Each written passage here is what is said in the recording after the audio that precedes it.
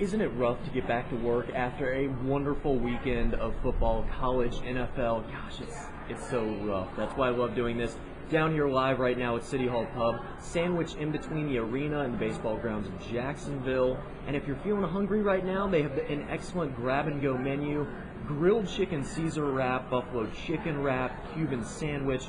Right now I'm dining on a fabulous blackened mahi sandwich with a side of French fries and some sweet tea right now down here at City Hall Pub. If you want to get a hold of the grab-and-go menu, pick something out. It's very easy. Then call 904-356-6750. That number again is 356-6750. And if you are a city, state, or federal worker, you get 25% discount off your lunch tab, 11 a.m. to 3 p.m. Monday through Friday. You really can't beat that. And Miller on Sports, we're always brought to you by the law offices of Ron Scholes, a law firm of military veterans fighting for you. Go to RonScholesPA.com for more information, or for a free consultation, call 904-721-7575. And start off the show, Jacksonville Jaguars, you have to. What a great game yesterday. A win for them, 24-17 over the Denver Broncos. And really, that's the kind of game we talked about all last week that the Jaguars have to do. Run the ball, stop the run, get after the quarterback as much as they can. The safeties really struggled, the secondary did, but for the most part, you have to be very impressed with Aaron Campman showing up, Tyson Alualu showing up, David Garrard finally looking like the quarterback he once was in 2007, 16 of 21, 170 yards, 3 touchdowns, 2 of which went to Mercedes Lewis, a career-high 138.9 quarterback rating. So overall, for the most part, the Jaguars did what we wanted them to do. Winning was the most important, but they did all the right steps to get to that win. And Maurice Jones-Drew, all those questions were in doubt. Whether he can run the ball, is he still healthy? Those alleged rumors coming out about whether or not he had knee surgery. Well, to me, it really did not look like he had knee surgery. A total of 113 yards on the ground and passing and catching. He just looked very, very good. 23 carries. He set the pace. He is that superstar that the Jaguars need and have. He's really working for his money right now. But overall, the offense looked good. There were some question marks with the wide receiver. Where was Mike Sims-Walker? Mike Thomas looked good across the middle, slants. He had those explosive plays to really get the Jaguars moving and set the tone throughout the game. But the biggest question mark right now might be, can Jacksonville stop a quarterback? And if he can really pinpoint those passes in the secondary.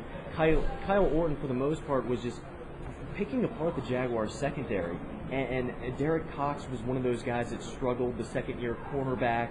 Rasheem Mathis showed up yesterday, but Derek Cox not playing his best. Kyle Orton really having, for the most part, a field day, 295 yards. He did have that one interception that closed out the game, which Darrell Smith had at the 50-yard line and kind of sealed it with a nice little slide in the home plate. But when cornerback Derek Cox is essentially yanked out of the game, final series of the drive, David Jones comes in, who was acquired from the Bengals in that Reggie Nelson deal, as well as an undisclosed draft pick. You have to have question marks right there with Derek Cox. And he spoke with the media afterwards about he had a foot injury during training camp and how he's kind of had to rework his footwork and everything. But even then, excuses. And you don't need that from a guy, especially at a position which is so key in the NFL now with that pass-happy offense. And Rasheem looked okay, but Derek Cox, they're just going to go after one or the other if they start struggling.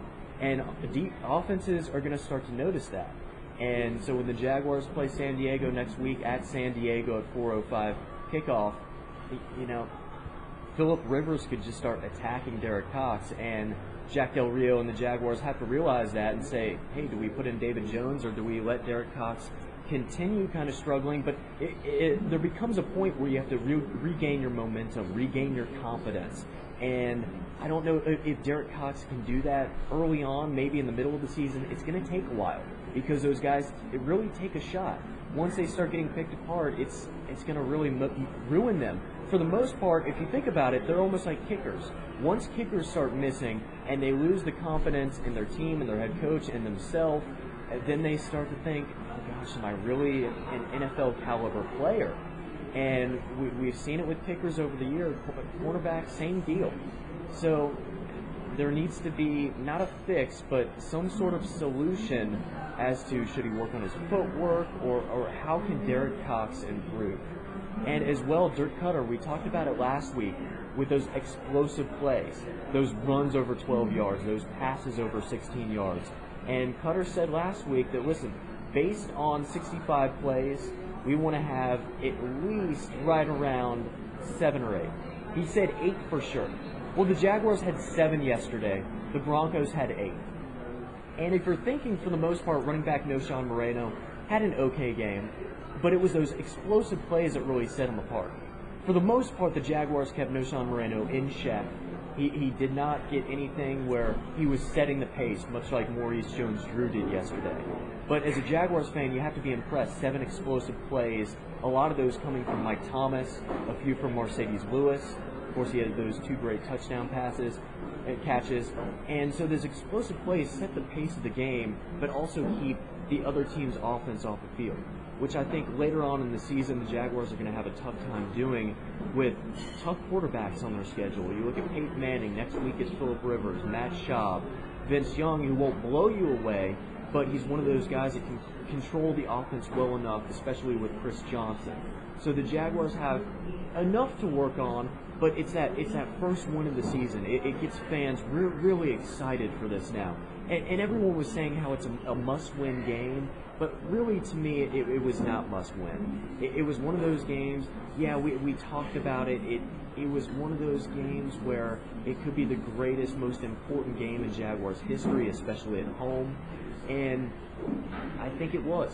I think it's going to be a changing of the guard in a way of this Jaguars team. Going in the locker room after the game, completely different feel from 2007, 08, 09, completely different. Nobody was really celebrating for the most part. Besides Tyquan Underwood, who had some excellent kickoff returns, nobody was really getting too excited. It was more of the mentality, more of the feel of, yeah, we were supposed to do this. Why not? This is our house. This is Everbank Field now, and we are supposed to win this. And that's fantastic, because getting to the game yesterday at about 11:30, 12 o'clock, it had the feel of Jacksonville being an NFL city. And I have not felt that, for the most part, in quite some time, except for primetime games against the Steelers, Colts coming into town, maybe the Titans. But other than that, those teams excluded, this felt like an NFL city. Walking from Lot H to Everbank Field, it was so hot, 90 degrees at kickoff, but fans were still out there eating food, having a good time. I got offered burgers and hot dogs and beers, which I would not consume because I was on the job. But people were offering me food on the way there. They were offering everybody food. People were dancing, having a good time, talking about what they were going to expect, what they wanted to see from the Jaguars. And I have not seen that in a long, long time here in Jacksonville as a proven NFL city after that game against the Broncos. And I hope they can continue that. We're live right here at City Hall Pub, right